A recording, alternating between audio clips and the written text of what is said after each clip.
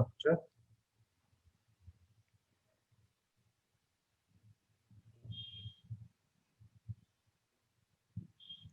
We have chlorobenzene and here we have nitro.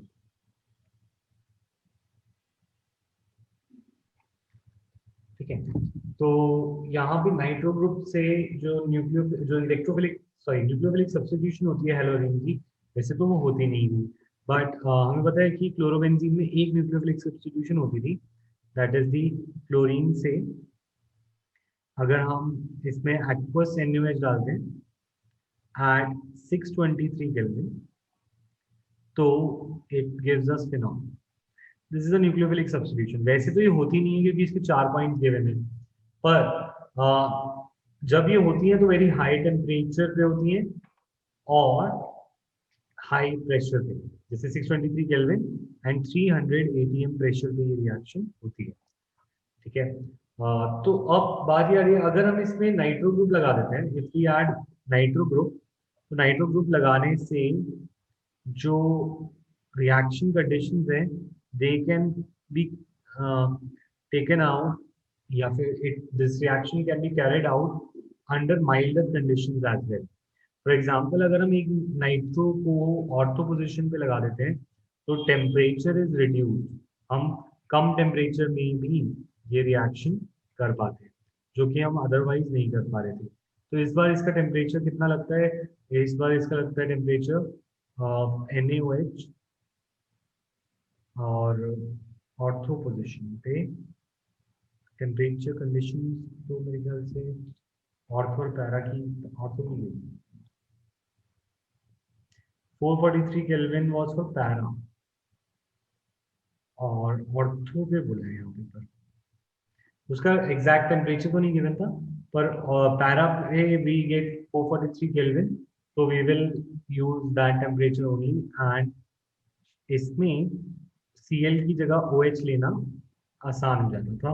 623 kelvin की जगह we only required 443 kelvin temperature. अब वो कह रहे हैं with the help of resonating structure explain this effect. तो पहले तो हम इस इफेक्ट को एक बार बता देंगे. The effect, the presence of, हम बोलेंगे presence of nitro group at ortho and para position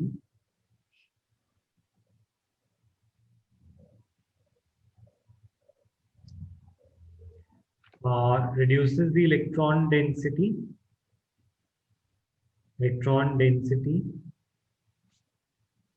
on benzene.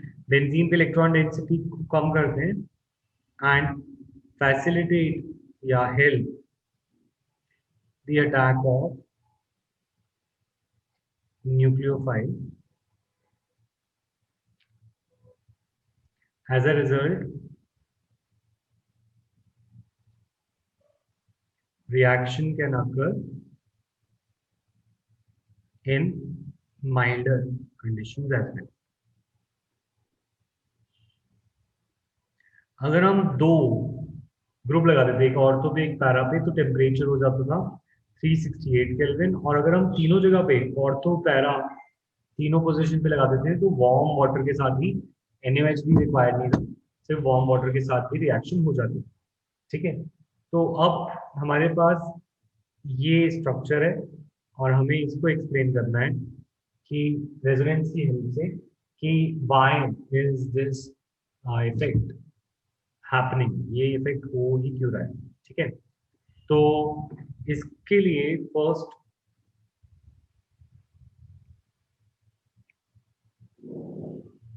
देखो,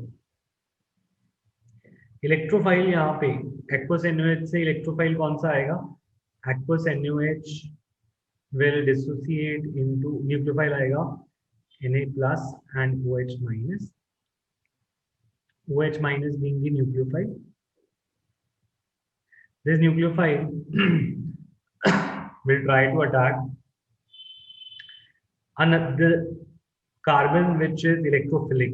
Electrophilic carbon होता है जिसको already कोई nucleophile attached हो, तो ये Cl की place लेने के लिए यहाँ पे अटैक करेगा. Always arrow in chemistry will be negative to positive, कभी भी एरो पॉजिटिव टू नेगेटिव नहीं बनेगा. ठीक है। तो जैसे ही ये इस पे अटैक होता है, ठीक है, अच्छा, तो एक चीज याद रखना, जब भी तुम ऐसे क्वेश्चन कर रहे हो, नाइट्रो की साइड पे मल्टीपल बॉन्ड लेना, बेंजीन का ऐसा स्ट्रक्चर बनाना जिसमें मल्टीपल बॉन्ड नाइट्रो की साइड, तो it will be better to understand. ठीक है। तो जैसे ही ये OH माइनस इस पे अटैक करता है, ठीक है, तो ये वाला बॉन्ड टूट जाता है। क्यों?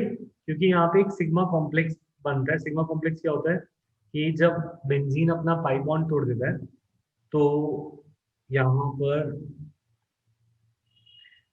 इस कार्बन के 4 बॉन्ड हो जाते हैं। एक ऑलरेडी जो Cl से लगा हुआ है, एक जो OH आने वाले OH से अटैच हो गए, एंड जो इस दो बॉन्ड के इलेक्ट्रॉन्स हैं, ये दोनों इलेक्ट्रॉन्स शिफ्ट हो जाते हैं टू दी नेबरिंग एटम। तो ये शिफ्ट हो जाते हैं इस पे, तो इस पे नेगेटिव चार्ज आ जाएगा, एंड इस पे नाइट्रो ग्रुप लगा हुआ है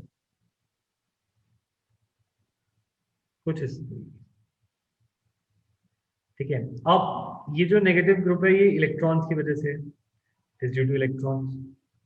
इसको हम ऐसे भी लिख सकते हैं।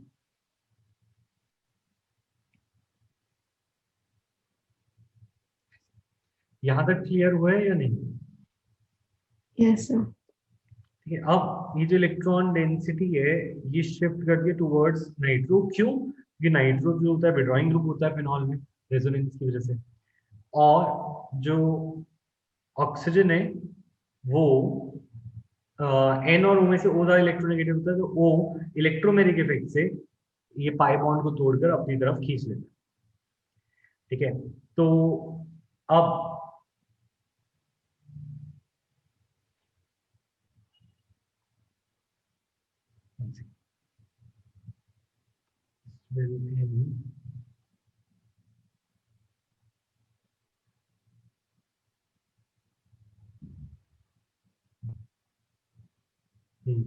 सो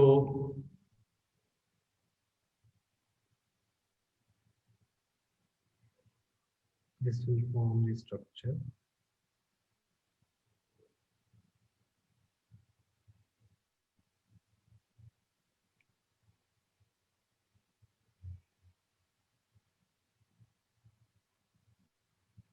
which Cl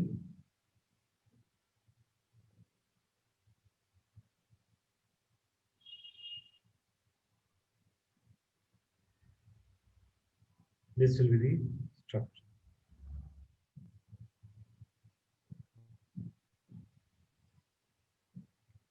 One second. Nitrogen, oxygen. Oh.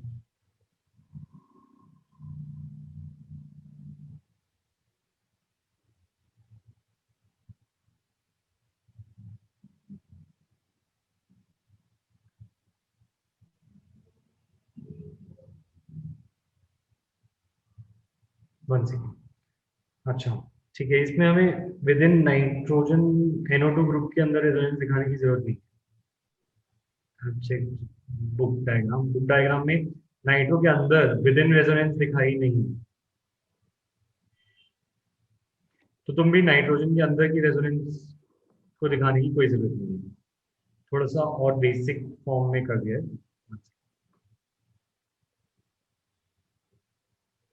हम्म। तो देखो, although there is resonance inside the nitro group also, but it is not mentioned in NCERT, so हम भी उसको मेंशन नहीं करते। तो इसके बाद इन्होंने क्या दिखा रखा है NCERT में, मैं देख रहा हूँ, तो इसमें ऑक्सीजन को नेगेटिव दिखा रखा है और नाइट्रोजन को पॉजिटिव। ऐसा क्यों? क्योंकि ये बॉन्ड पोलर होगा। वन सेकेंड, स्क्रीन पे विजिबल नहीं है।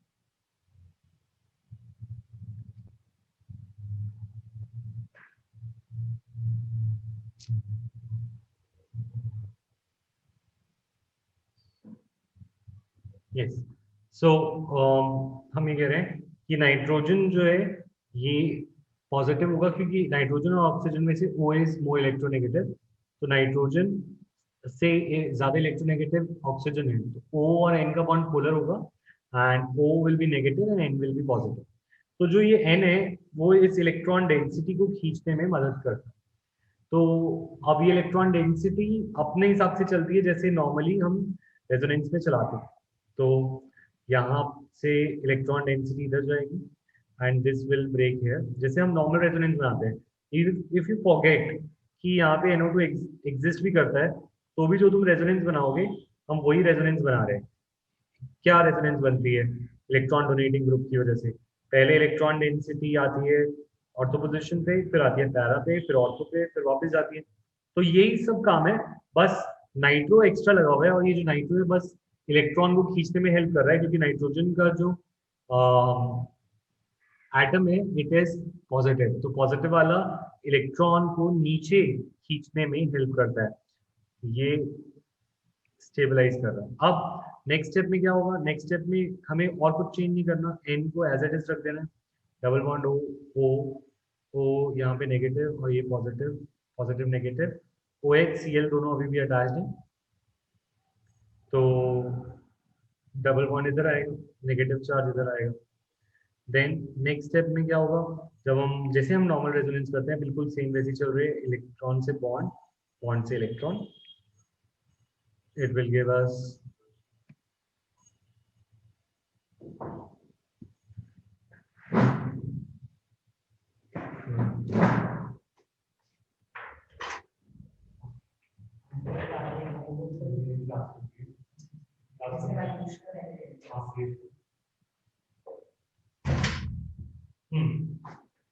so I'm saying यहाँ पे नाइट्रोजन, यहाँ पे क्या आ जाएगा? इलेक्ट्रॉन डेंसिटी इधर, नेगेटिव चार्ज इधर, देन OH Cl,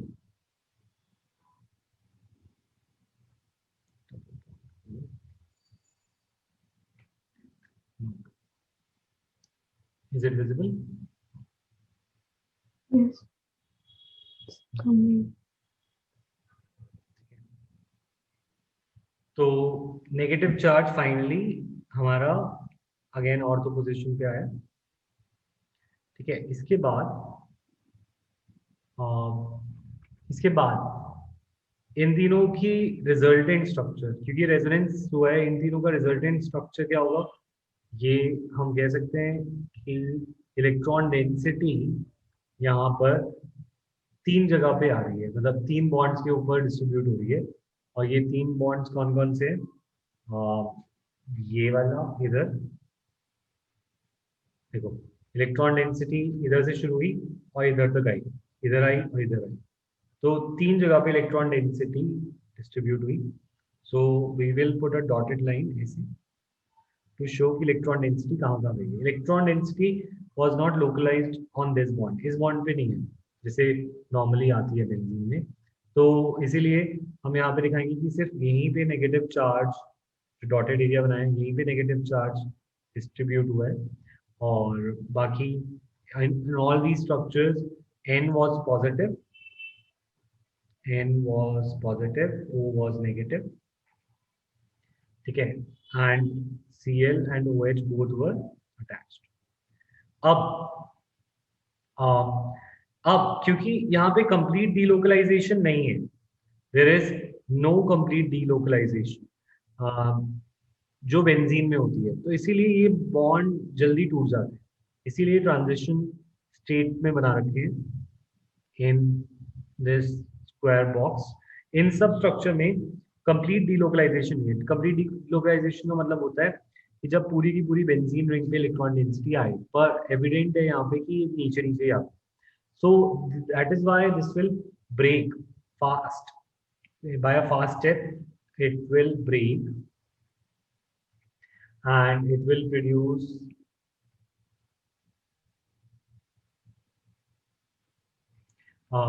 देखो, अब ये ब्रेक होने के लिए क्या होता है कि Cl अपने इलेक्ट्रॉन छोड़ के जाता है, जो Cl है it will leave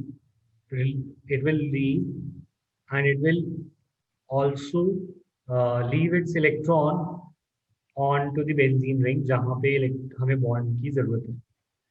तो जब ये सॉरी ये इलेक्ट्रॉन वापस इस पे आता है और जब इलेक्ट्रॉन इस पे वापस आएगा तो मल्टीपल बॉन्ड बनने के लिए कार्बन को क्लोरीन का बॉन्ड तोड़ना पड़ता है, क्योंकि कार्बन ऑलरेडी हैज 4 बॉन्ड्स। अगर इसको एक मल्टीपल बॉन्ड यहाँ पे और बनाना है डीलोकलाइजेशन कंप्लीट करने के लिए, तो it will require chlorine to go away और OH विल स्टे, बिकॉज यहाँ पे सब्स्टिट्यूशन हमारी कंप्लीट होती है। इस कंडीशन के अंदर OH स्टेज, हमारे यहाँ पे मल्टीपल बॉन्ड आ जाएगा and NO2 will remain attached to the benzene ring. NO2 को हम स्टिल दिखा सकते हैं कि ये पोलर ही है, तो this will stay. So this is the effect जिसमें हम ये बोल सकते हैं the nitro group electron density को रिड्यूस कर रहा है, यस इधर से इलेक्ट्रॉन डेंसिटी को कम कर रहा है, और जहां पे न्यूक्लियोफाइल को अटैक करना था तो OH is able to attack easily because nitrogen already has withdrawn the electron density from the benzene ring। तो इसमें ये जो इफेक्ट आता है ये तभी आता है जब वो ऑर्थो और पैरा पोजिशन पे लगाओ। एंड ऐसे एक क्वेश्चन भी है कि नाइट्रो अगर मेटा पोजिशन पे हो तो ये इफेक्ट देखने को नहीं मिलता। इसके अंदर यू कैन सी मेटा का एक रेजोनेंस स्ट्रक्चर्स बना रखे हैं, एनसीईआरटी अगर तुम खोलो तो उसमें दिखेगा। And in this case it is not efficient enough to delocalize electron या विड्रॉ द इलेक्ट्रॉन। तो ये क्लियर है ये वाला क्वेश्चन का आंसर? Yes, sir.